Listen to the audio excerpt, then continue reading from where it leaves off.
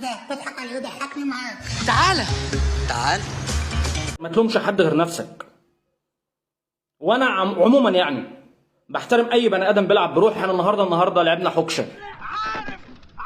احنا النهارده لعبنا بنظام عك ربك يفك. علي النعمه انت بتتكلم صح. انا قلت الكلام ده امبارح. الاهلي عنده اراده والاهلي عايز يكسب. انت كنادي الزمالك حضرت ايه للشعور اللي عند النادي الاهلي ده؟ انت حضرت ايه؟ جهزت ايه؟ ما احنا عارفين السيناريو ده واحنا عارفين ان الاهلي مش هيسيب السوبر. مش محتاجه حاجه يعني. مفيش كوره بربع جنيه. ده انت بتستظرف يا ابن الظريفه. مفيش كوره بربع جنيه. مفيش اي استعداد للماتش ب 2 جنيه. لاحظ ان كلامك جارح.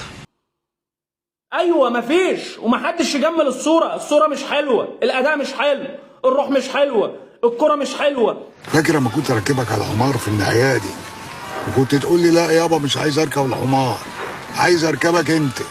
ما تخافش يابا، الايام جايه كتير وهركبك ان شاء الله.